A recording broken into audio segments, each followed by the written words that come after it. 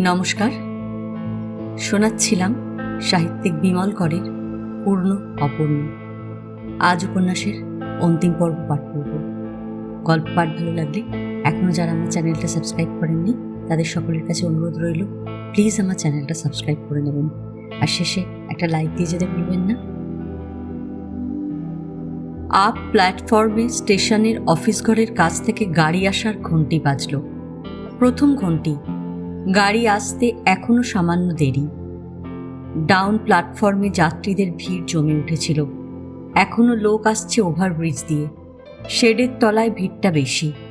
টিনের সুটকেস, কাঠের বাক্স, বোঁচকা বুঁচকি, বস্তা, লাঠি সোটা আগলে দেহাতিরা বসে আছে। একপাশে কিছু নিত্যযাত্রীর জটলা। বিড়ির ধোঁয়া, কাশি, বিচিত্র এক গুঞ্জন ভাসছে। চাওয়ালা পানওয়ালা হেঁকে যাচ্ছিল। গাড়ি আসার প্রথম ঘণ্টিতে চাঞ্চল্য জাগল। ওভারব্রিজের নিচে ফাঁকায় হৈমন্তী মালপত্র জড়ো করা। সামান্য তফাতে ব্রেক ভ্যানে তোলার জন্য রেলকুলিরা সবজির ঝুড়ি, আলুর বস্তা এটা ওটা জমা করছিল।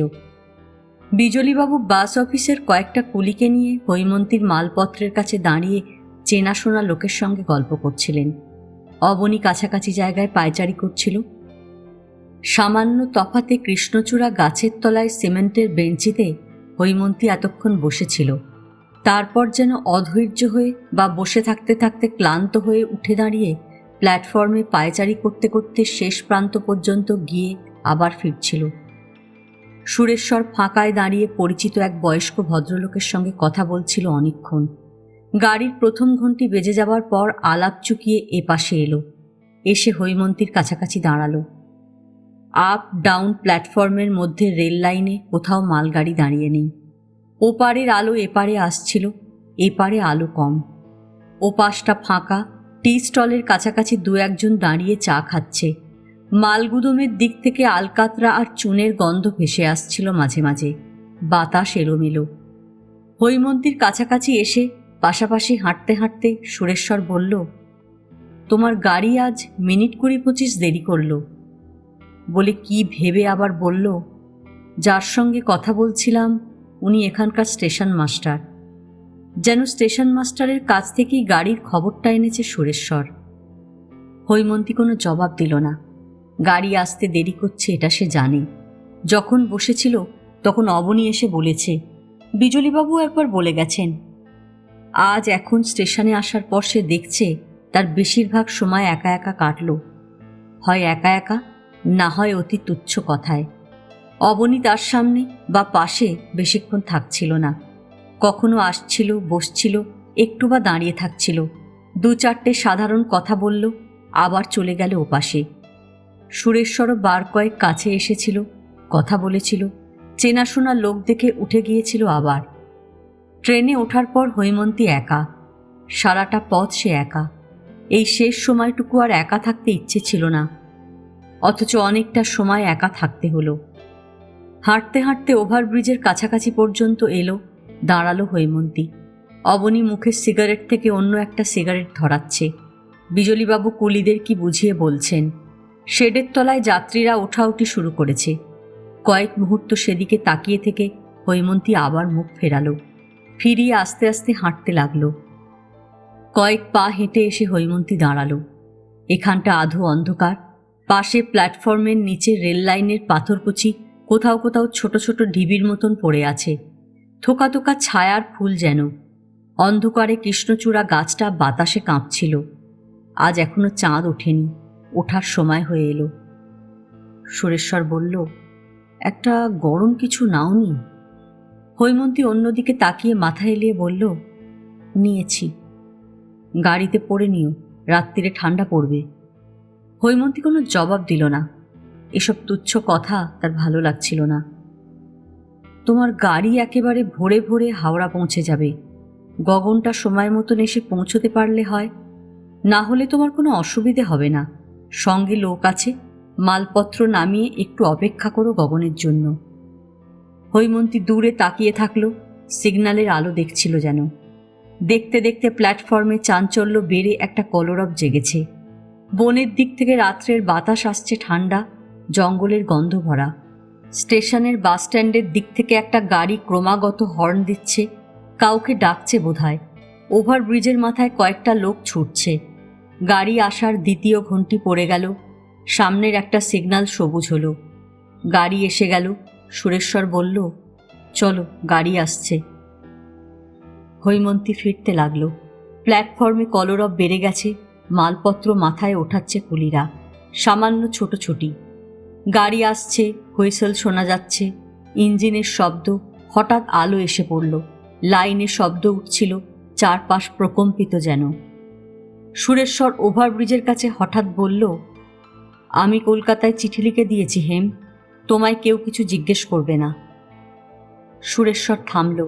তারপর কি ভেবে আবার বলল, মাসিমাকে আমি আর একটা কথা লিখেছি হেম, তুমি নিশ্চয় জানতে পারবে। সংসারে তুমি যা চাও বেশিরভাগ মানুষই তা চায়। আমি তাতে দোষ দেখি না, অবজ্ঞাও করি না। তুমি সুখী হও হেম, শান্তি পাও। হৈমন্তী চোখ তুলে তাকালো। তার জানতে ইচ্ছে করছিল, কি লিখেছ তুমি মাকে? কোন কথা? জানতে ইচ্ছে করলেও হৈমন্তী কিছু জিজ্ঞেস করল না। মনে হলো কথাটা এখন স্পষ্ট করে জানলে হয়তো সে অস্বস্তির মধ্যে পড়বে। ইঞ্জিনের আলো প্ল্যাটফর্ম আলোকিত করে বেঁকে লাইনের উপর পড়ল। কেবিন পেরিয়ে গাড়িটা প্ল্যাটফর্মে ঢুকে পড়েছে। প্ল্যাটফর্ম কাঁপছিল। গাড়ি থামল। বিজলীবাবু যেখানে মালপত্র জড়ো করিয়ে রেখেছিলেন তার কয়েক হাত তফাতেই হৈমন্তীর কামরা। অবনী উঠে গিয়েছিল। কুলিরা মালপত্র তুলে দিল একে একে। কামরার অন্যদিকে এক অবাঙালি দম্পতি, একটি বাচ্চা। হৈমন্তীর মালপত্র গুছিয়ে রাখা হলো। কিছু বুঝি লাগেজ ভ্যানে দিতে হয়েছে। বিজলীবাবু সব গোছগাছ করে দিয়ে নিচে নেমে দাঁড়ালেন। সঙ্গে যাচ্ছেন দাসবাবু। দেখাশোনা করে পাশের কোনো কামরায় চলে গেলেন। গাড়ি ছাড়তে এখনো সামান্য দেরি। পাতা বিছানায় হৈমন্তী এবার বসল। অবনী দাঁড়িয়েছিল এতক্ষণ, এবার নামল। নেমে বাইরে থেকে দরজাটা বন্ধ করে জানলার সামনে এসে দাঁড়ালো। হৈমন্তী বলল, ওরা চলে গেছে? কারা? কুলিরা। অবনী এপাশ ওপাশ দেখল। যায়নি, আছে। কেন? ওদের কটা টাকা দেব। হৈমন্তী ব্যাগ খুলে টাকা বের করতে লাগলো। অবনী একটা কুলিকে ডাকল। কুলিটা কাছে এলে হৈমন্তী তার হাতে একটা 10 টাকার নোট দিল। বলল, তোমরা সকলে ভাগ করে নিও। কুলিটা হাত পেতে টাকা নিয়ে খুশি হয়ে চলে গেল। যাবার আগে কপালে হাত ঠেকালো। অবনী এবার ঠাট্টার চলে বলল, আমার ভাগ্যেও কিছু বকশিস আছে নাকি? হৈমন্তী হাসবার চেষ্টা করল, পারল না। সুরেশ্বর এগিয়ে আসছিল। বিজলীবাবুও আসছেন। গাড়ি ছাড়ার আর বুঝি দেরি নেই। অবনী ইঞ্জিনের দিকে তাকালো। সিগন্যাল সবুজ হয়েছে। সুরেশ্বর জানলার কাছে এসে দাঁড়ালো। কামরাটা দেখল একবার। ভালোই হয়েছে, সঙ্গী পেয়ে গেছো। ওরা কতদূর যাবেন? জানি না, হৈমন্তী বলল। বিজলীবাবু পাশে এসে গেছেন। ওরাও কলকাতা যাচ্ছে। তবে তো ভালোই, সুরেশ্বর বলল। আর খানিকটা পরে জানলাগুলো ফেলে দিও, রাতের ঠান্ডা খেও না। দরজাটা উনি ভিতর থেকে লক করে দেবেন, আমি বলেছি। বিজলীবাবু অবাঙালি ভদ্রলোককে ইঙ্গিতে দেখিয়ে সুরেশ্বরকে বললেন, আর কোনো ঝামেলা নেই, আপনি নিশ্চিন্তে ঘুমিয়ে ঘুমিয়ে পৌঁছে যাবেন। শেষের কথাগুলো হৈমন্তীকে বলা। গায়ে গরম কিছু একটা দিয়ে নিও, সুরেশ্বর বলল। হৈমন্তী মাথা নোয়ালো, পরে দেব। গার্ডের সিটি বাজল। আচ্ছা দিদি। গাড়ি ছাড়ল। বিজলীবাবু বিদায় জানিয়ে হাসলেন। আবার দেখা হবে বলতে বলতে তিনি দুহাত কপালে ঠেকিয়ে নমস্কার জানালেন। হৈমন্তী নমস্কার করল। সরস্বতীকে নিয়ে আসবেন একবার কলকাতায়, তাকে আমার কথা বলবেন, দিদিকে নমস্কার দেবেন। বিজলীবাবু হাসি মুখে 2 পা পিছিয়ে এলেন। সুরেশ্বর গাঢ় মৃদু গলায় বলল, কলকাতায় পৌঁছে চিঠি দিও। হৈমন্তী আস্তে করে মাথা হেলালো। দেবে, চিঠি দেবে পৌঁছে। অনুচ্চস্বরে বলল, তোমার ওখানে এখনো অসুখ বিসুখ, সাবধানে থেকো। ইঞ্জিনের হুইসেল বাজলো আচমকা। তারপর গাড়ি নড়ে উঠল। বিজলীবাবু খানিকটা পিছিয়ে গেলেন। সুরেশ্বর সরে দাঁড়ালো। গাড়ি চলতে শুরু করেছে। অবনী পাশে পাশে হাঁটতে লাগল। হৈমন্তীর মাথা সামান্য ঝুঁকে পড়েছে। চুল এবং চিবুকের একপাশে আলো। প্ল্যাটফর্মের একটা আলো ডিঙিয়ে গেল কামরাটা। সামান্য অন্ধকার। অবনী অন্ধকারে হাঁটছে। হাঁটতে হাঁটতে জানলা ধরে ফেলল। চলি। খুব খারাপ লাগছে। কি যে ছেলে মানুষই। হৈমন্তী হাসবার চেষ্টা করল। আবার তো দেখা হচ্ছে। কি জানি। বাহ, কি জানি কি? হৈমন্তী আরও ঝুঁকে পড়ল। তার বুক জানলায়, ডান হাতটা হঠাৎ অবনীর হাতের উপর এসে পড়ল, যেন কোনো কান্না চাপার চেষ্টা করছে মুখ লুকিয়ে। অবনী হাতের উপর হাত রেখে বুক নুইয়ে মাথা নিচু করল। তার কপাল এবং চুল দেখা যাচ্ছিল। হৈমন্তী বলল, কলকাতায় আমাদের বাড়িতে উঠবে না? অবনী বলল, উঠব। তারপর আর কিছু না। হৈমন্তী মুখ ওঠাবার পর হাত সরিয়ে নিল। কামরাটা পলকে অনেকখানি এগিয়ে গেল। তারপর অন্ধকার। জানলায় ছায়ার মতন হৈমন্তী ছিল একটু, বড় মুহূর্তে মিলিয়ে গেল। আর কিছু দেখা গেল না। রেল লাইনের চাকায় শব্দ, দু এক ঝলক আলো। দেখতে দেখতে গাড়ি প্ল্যাটফর্ম ছাড়িয়ে গেল। গাড়ির পিছনের লাল আলো, ক্রমশ সেই আলো নিষ্প্রভ, ছোট ও শেষে বিন্দুবৎ হয়ে অদৃশ্য হল। অন্ধকারে চাঁদ উঠেছে। ঝাপসা চাঁদের আলোয় সামনের বন অসার ঘুমন্ত দেখাচ্ছিল। গাড়িটা তার মধ্যে কোথায় যেন হারিয়ে গেছে। অবনী আর দেখতে পেল না। কয়েক মুহূর্ত বনের দিকে তাকিয়ে অবনী নিঃশ্বাস ফেলল। হৈমন্তীর উষ্ণ হাত ও বুকের স্পর্শ অনুভব করার জন্য তার ডান হাতটা মুখের সামনে তুলে নিয়ে আস্তে আস্তে ফিরতে লাগল। প্ল্যাটফর্ম ফাঁকা হয়ে গিয়েছিল। দু একজন রেলবাবু ছাড়া বড় কেউ ছিল না। সুরেশ্বর, বিজলীবাবু এবং অবনী ফিরছিল। ওভারব্রিজের সিঁড়ি ওঠার সময় বিজলীবাবু কি যেন বললেন। সুরেশ্বর সংক্ষেপে জবাব দিল। অবনী কিছু বলল না। কাঠের সিঁড়িতে পায়ের শব্দ ছাড়া আর কোনো শব্দ অনেকক্ষণ শোনা গেল না। ওভারব্রিজ পেরিয়ে এসে সিঁড়ি দিয়ে নামতে নামতে বিজলীবাবু সুরেশ্বরকে বললেন, আজকের রাতটুকু এখানে কাটিয়ে গেলেও পারতেন মহারাজ। সুরেশ্বর মাথা নাড়ল। না বিজলীবাবু, তবে চলুন, লাস্ট বাসটা আপনাকে নামিয়ে দিয়ে যাবে। অবনী এতক্ষণে যেন কথাটা খেয়াল করতে পারল। বলল, বাস কেন? আমি আপনাকে পৌঁছে দিয়ে আসব। না, আবার কেন যাবেন? সুরেশ্বর আপত্তি জানালো। চলুন, রাস্তা সামান্য, আমার কোনো কষ্ট হবে না। কবার আজ যাবেন আসবেন? বিকেলে গিয়েছিলেন, এখন আবার? ও কিছু না, 4-5 মাইল রাস্তা যেতে অসুবিধের কি আছে? অবনীর গলার স্বর থেকে মনে হচ্ছিল তার পক্ষে যেন এখনই যাওয়াটুকুর প্রয়োজন আছে। সুরেশ্বর অবনীকে লক্ষ্য করল। ওভারব্রিজের নিচে মুসাফিরখানার দিকে অবনীর জিপ দাঁড় করানো আছে। অবনী গাড়ির দিকে পা বাড়ালো। বিজলীবাবুর দিকে তাকালো সুরেশ্বর। যাবেন নাকি? না মহারাজ, আমার উপায় নেই, অফিসে ক্যাশ ফেলে এসেছি। বিজলীবাবু হেসে বললেন, ক্যাশ তুলতে হবে, কয়েকটা খুচরো কাজও আছে। মিত্তির সাহেব আপনাকে বরং পৌঁছে দিয়ে আসুন। সুরেশ্বর বলল, তাহলে আজ চলি বিজলীবাবু? আসুন, আমি একদিন যাচ্ছি। মিত্তির সাহেব, আমি এগোই। বিজলীবাবু চলে গেলেন। সুরেশ্বর অবনীর পাশে পাশে হেঁটে গাড়ির কাছে এলো। অবনী গাড়িতে ওঠার আগে একটা সিগারেট ধরালো। কটা বাজল? সুরেশ্বর শুধোলো। অবনী ঘড়ি দেখল, প্রায় 8। সুরেশ্বর পাশ দিয়ে উঠে বসল। অবনী উঠে পড়েছে। গাড়িতে স্টার্ট দিল অবনী। হেডলাইট জ্বালল। তারপর সামনের দিকে সামান্য এগিয়ে বাঁ হাতে রাস্তা ধরল। স্টেশনের এই দিকটার আলো, বাজার, মানুষজন, দোকান পসার, শিব মন্দির যেন কয়েক পলকের মধ্যে পেরিয়ে হঠাৎ গাড়িটাকে নির্জনতা ও অন্ধকারের মধ্যে এনে ফেলল অবনী। গাছগাছালির মধ্যে দিয়ে থানা এলো। থানার পাশে বুঝি রামলীলা বসেছে। আলো জ্বলছে মাঠে, অল্প একটু শামিয়ানা। থানা ছাড়িয়ে একেবারে ফাঁকা এসে পড়ল।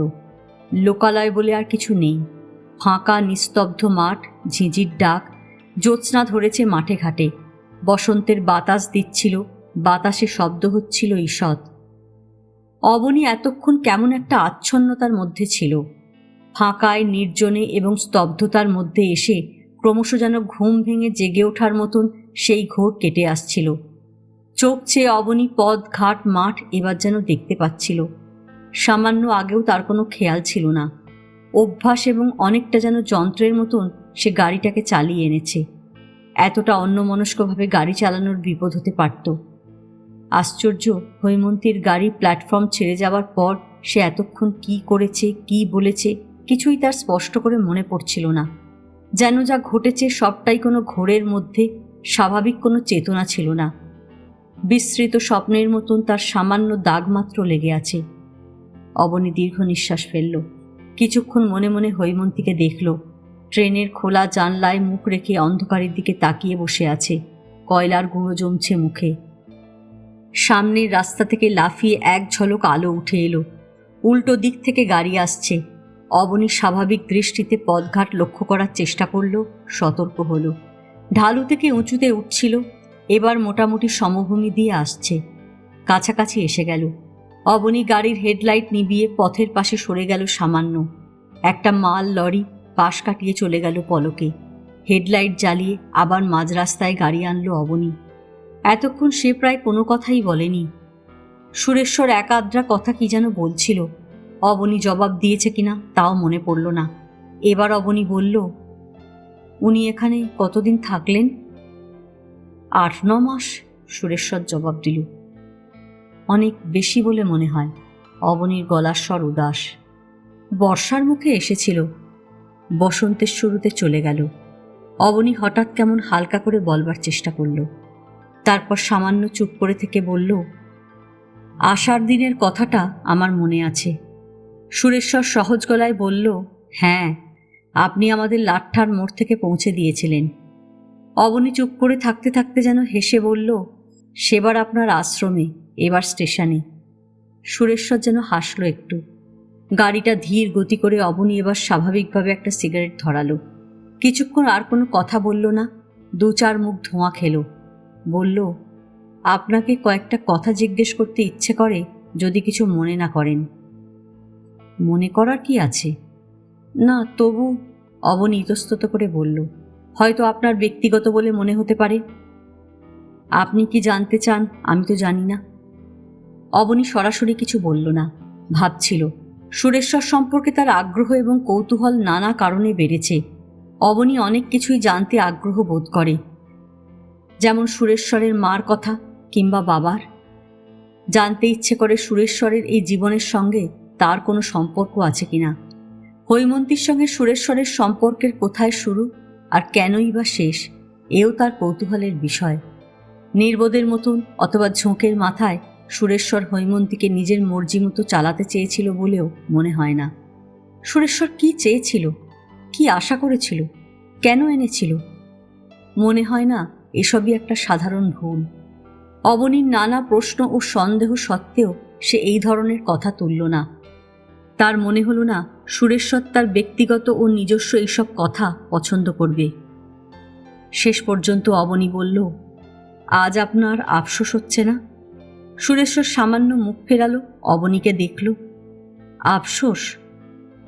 অবনী বুঝল না সুরেশ্বর কথাটা এড়িয়ে যাবার চেষ্টা করবে কিনা। বলল, আমি ভেবেছিলাম মনে মনে আপনি আফসোস করবেন। হেম ফিরে গেল বলে? অবনী কিছু বলল না। সুরেশ্বর সামান্য সময় নীরব থাকল। তারপর বলল, হেমকে আমি নিজের স্বার্থে এনেছিলাম। স্বার্থ ক্ষুণ্ণ হলে মানুষের লাগে। আমি ঠিক স্বার্থের কথা বলছি না, অবনী বলল। স্বার্থ ছাড়াও কিছু থাকতে পারে, হারাবার আফসোসও মানুষের থাকে। সুরেশ্বর যেন কয়েক মুহূর্ত ভাবল। বলল, কি জানি, তেমন কোনো আফসোস আমার নেই। বলে সামান্য থেমে আবার বলল, হেমকে এখানে এনে আমি কিছু দিতে পারলাম না, সে দুঃখ আমার থাকবে। অবনী কথাটা কিছু বুঝল, কিছু বুঝল না। সুরেশ্বর বোধহয় মনে করে না হৈমন্তী তার প্রাপ্ত বস্তু ছিল কিংবা প্রাপ্য বস্তু। হারাবার প্রশ্নটাও তাই তার কাছে অবান্তর। অবনী কি ভেবে বলল, আপনি এরকম যে কেন করলেন আমি কিছুতেই বুঝে উঠতে পারি না। ওকে তো আপনি চিনতেন, জানতেন, বুঝতেন। অবনীর গলার স্বরে আন্তরিকতা ও ঘনিষ্ঠতা ছিল। কিছু সময় আর কোনো কথা বলল না। পরে বলল, আপনি নিশ্চয় যা দিয়েছিলেন তা ফেরত চাননি। হেমকে আমি কিছু দিইনি। একসময় ওর অসুখে যথেষ্ট করেছিলেন। সুরেশ্বর অবাক হল। কে বলল? উনিই বলেছেন। সুরেশ্বর যেন বিব্রত বোধ করল। তুচ্ছ কথাটা হেম কেন এমন করে মনে রেখেছে আমি জানি না। কৃতজ্ঞতা। সুরেশ্বর ব্যথিত হল। বলল, আমি কি সেজন্য তাকে এখানে আনতে পারি? আমারও মনে হয় না এসব হিসেব আপনি বোঝেন। সুরেশ্বর অন্যমনস্ক কিছু ভাবছিল। বলল, অসুখের সময় হেমের বয়স ছিল অল্প। সে ওই বয়সে সংসারের এমন জায়গায় গিয়ে পড়েছিল যেখানে শোক, দুঃখ, কষ্ট, অসহায়তা। আমার মনে হতো হেম দুঃখকে নিজের জীবন দিয়ে দিনে দিনে চিনে নিচ্ছে। ওর তখন কত মমতা দেখেছি, কত ভালোবাসা দেখেছি। ভেবেছিলাম ওর মধ্যে দুঃখের বোধ হয়েছে। ওর তা হয়নি, আমারও নয়। তারপরও সুস্থ হলো, ঘরে এসে বাইরের দুঃখ ভুলে গেল। আমিও হয়তো ভুলে যেতাম, কিন্তু আর একজন এলো যে আমায় ভুলতে দিল না। সে আমায় কোথায় যে হাত ধরে নিয়ে গেল, থাকলো না, আমায় রেখে চলে গেল।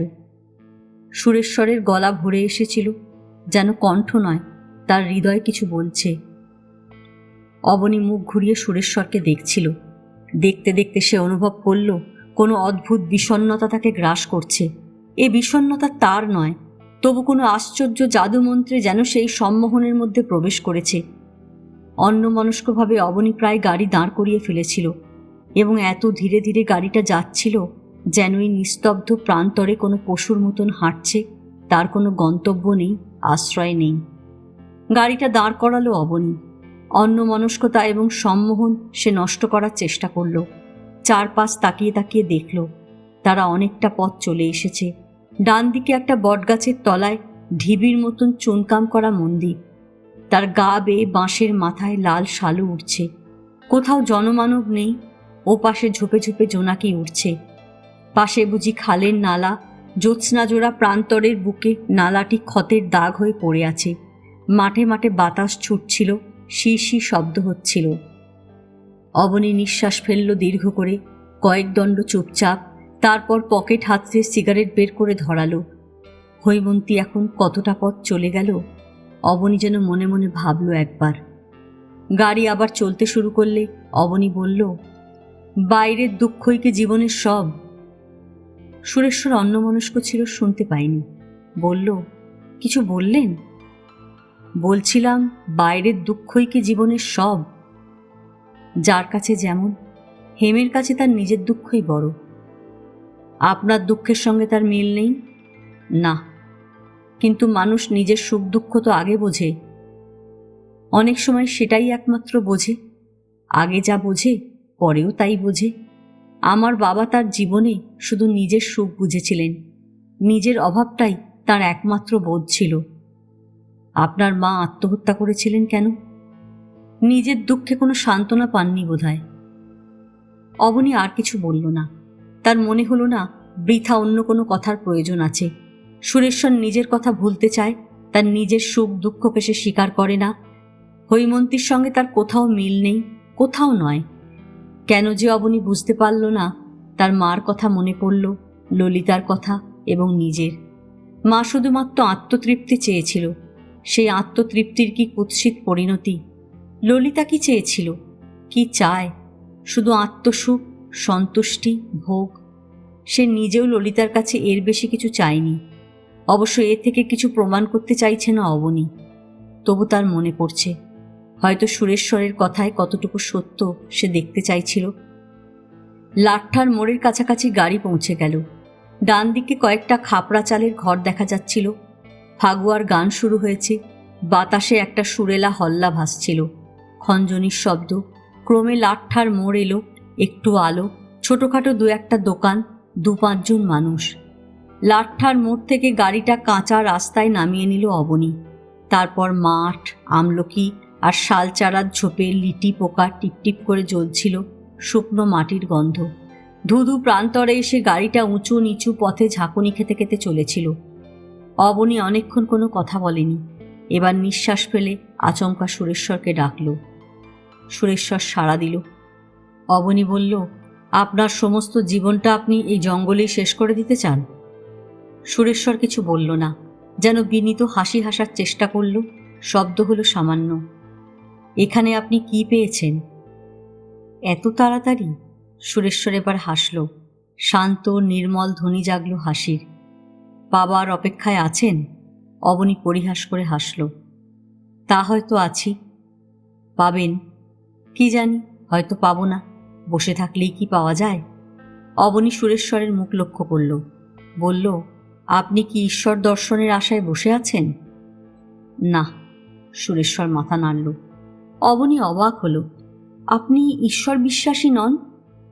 কীরকম ঈশ্বর? অবনী কেমন গোলমালের মধ্যে পড়ল। সে বুঝতে পারল না সুরেশ্বরের প্রশ্নের কি জবাব হতে পারে। কেমন ঈশ্বর? কেন, আস্তিক যাকে ঈশ্বর বলে তেমন ঈশ্বর? অবনী বলল, ঈশ্বরের আবার রকম থাকে নাকি? কি জানি, আমি জানি না মশাই। সুরেশ্বর সঙ্গে সঙ্গে কোনো জবাব দিল না। পরে বলল, আমার ঈশ্বর আমার নিজের। বুঝলাম না। বোঝানোর মতো কিছু নেই। সুরেশ্বর সংযত গলায় বলল, আমার ঈশ্বর নিয়ে বড়সড় তর্ক করা যায় না। জগৎ আর জীবের বাইরে সে ঈশ্বর থাকে না। কিন্তু আমার ধারণা ছিল ঈশ্বর বস্তুটা এই দুয়ের বাইরে, সামথিং এলস। সেই ঈশ্বরে আমার বিশ্বাস নেই। আমার বেড়ার বাইরে যে ঈশ্বর, তাকে নিয়ে আমি কি করব? অবনী বুঝতে পারল না। বলল, আপনার ঈশ্বর কি? কল্পনা। সমস্ত ঈশ্বরই কল্পনা। আমার ঈশ্বর মানুষের বোধবুদ্ধির অগম্য, অজ্ঞেয়, অনুভবহীন কল্পনা নয়। মানুষের হৃদয় যা অনুভব করে, আমার ঈশ্বরকে আমি তাই দিয়ে কল্পনা করেছি। মানুষ যা হতে চায় অথচ পারে না, যা হতে পারলে সে ভাবে সে সার্থক হতো, পূর্ণ হতো, আমার ঈশ্বর তার বেশি নয়। অবনী ইতস্তত করে বলল, তার দেবত্ব নেই? না, সেভাবে নেই। সুরেশ্বর সংক্ষেপে বলল, গাড়ি চলছে কি চলছে না বোঝা যায় না, শব্দটা কানের সঙ্গে মিশে আছে। ফাল্গুনের জ্যোৎস্নায় নিঃসার প্রান্তর যেন অলৌকিক মগ্নতা পেয়েছে। ঝিঝির স্বরে এখানে শূন্যতা ভরে আছে। সুরেশ্বর মৃদুস্বরে বলল, মানুষ তার সমস্ত অভাব, ব্যর্থতা, অপূর্ণতা, অক্ষমতার কথা নিজে যত জানে, আকাশের ভগবান তত জানে না। ঈশ্বর আমার কাছে মানুষের কাম্য ও প্রার্থিত সমস্ত গুণের সমষ্টি। আমার ঈশ্বর নির্গুণ নয়। সুরেশ্বর কয়েক মুহূর্তের জন্য থামল, পরে বলল, মানুষ তার দয়া, মায়া, মমতা, প্রেম, শৌর্য, সৌন্দর্য সমস্ত কিছুর চরম কল্পনা ঈশ্বরের উপর আরোপ করেছে। তাই ঈশ্বরের চেয়ে মমতাময়, প্রেমময় আর কিছুকে বলি না। অপূর্ণ মানুষের ধারণায় ঈশ্বর তাই পূর্ণ। এই দেবত্ব মানুষ শুধু ঈশ্বরকেই দিয়েছে, কারণ সে ভেবেছে এ দেবত্ব বুঝি তার আয়ত্ত হবার নয়।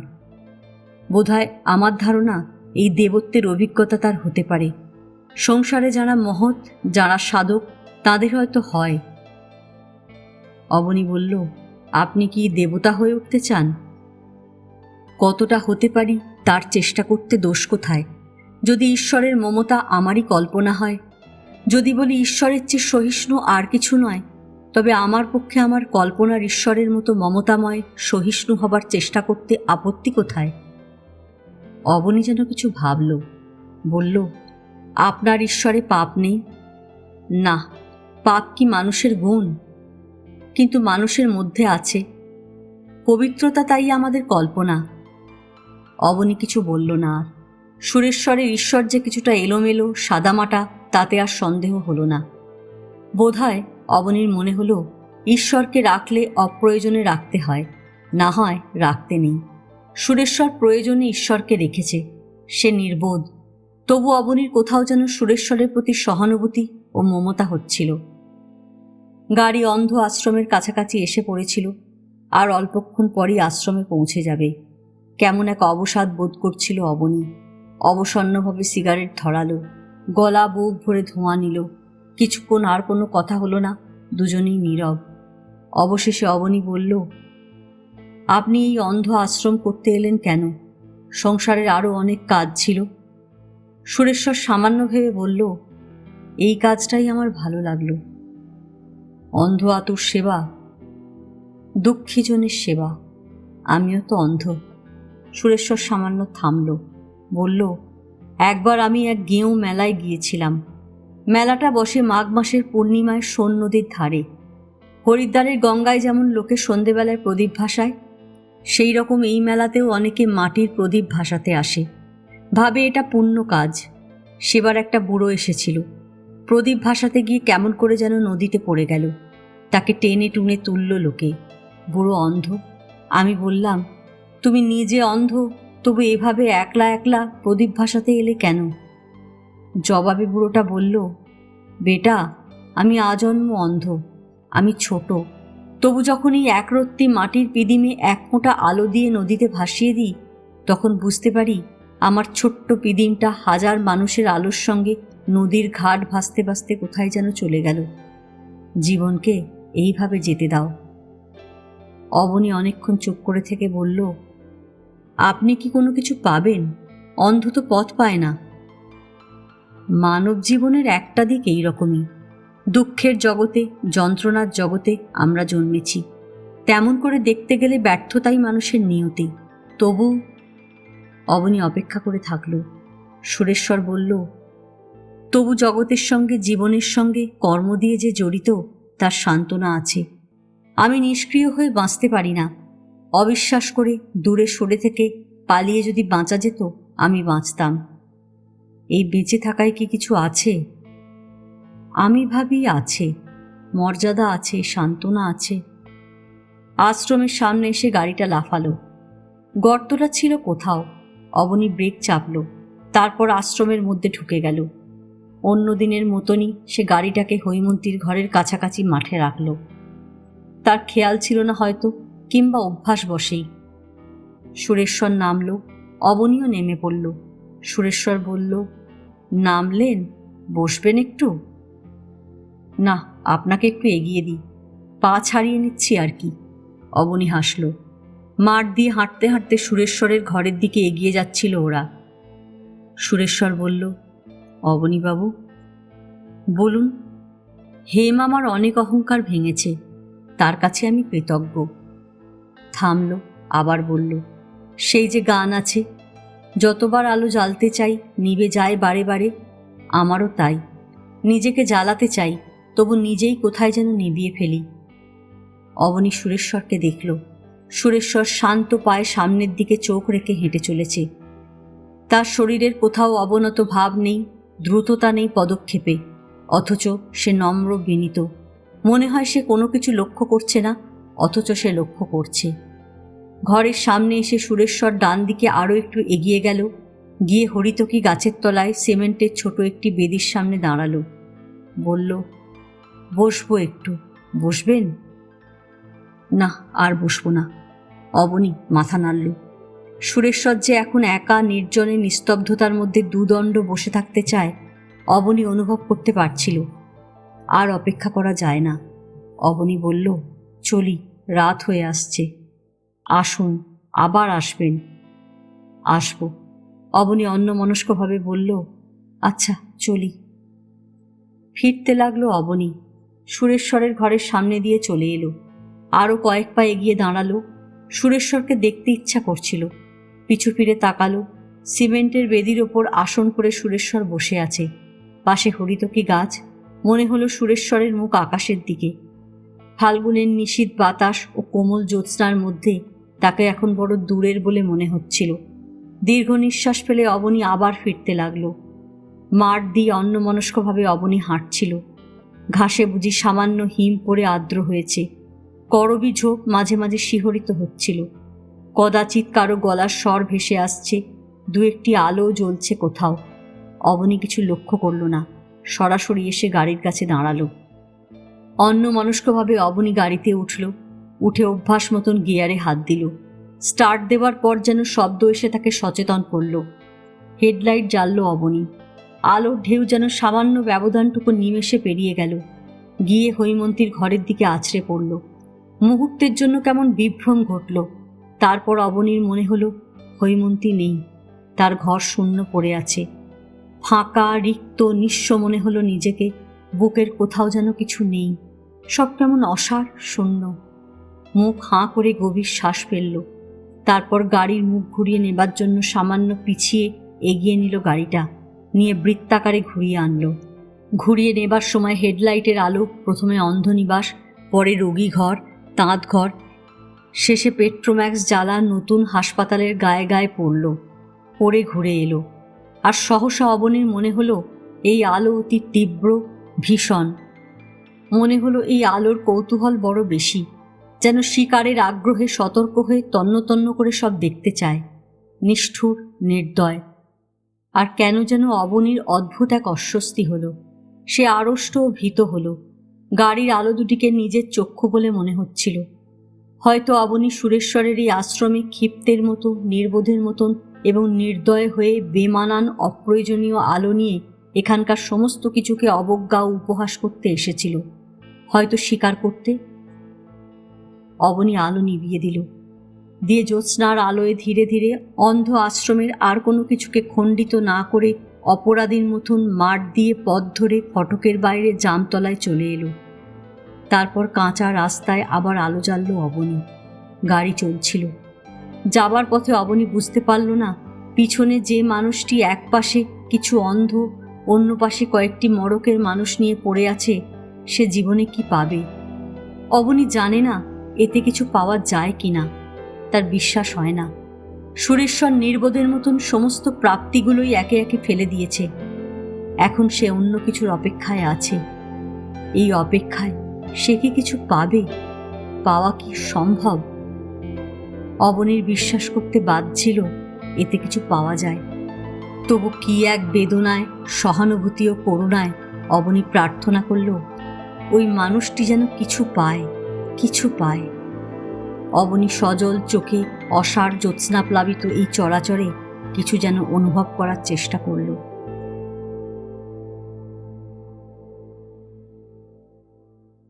এই উপন্যাস এখানেই শেষ। গল্প পাঠ ভালো লাগলে লাইক, শেয়ার, কমেন্টস করতে ভুলবেন না। এখনও যারা আমার চ্যানেলটা সাবস্ক্রাইব করেননি তাদের সকলের কাছে অনুরোধ রইল, প্লিজ আমার চ্যানেলটা সাবস্ক্রাইব করে দেবেন। পাশে যে বেল নোটিফিকেশনটা আছে সেটা অবশ্যই প্রেস করে দেবেন। আবার ফিরব নতুন কোনো উপস্থাপনা নিয়ে। আজকের মতন নমস্কার।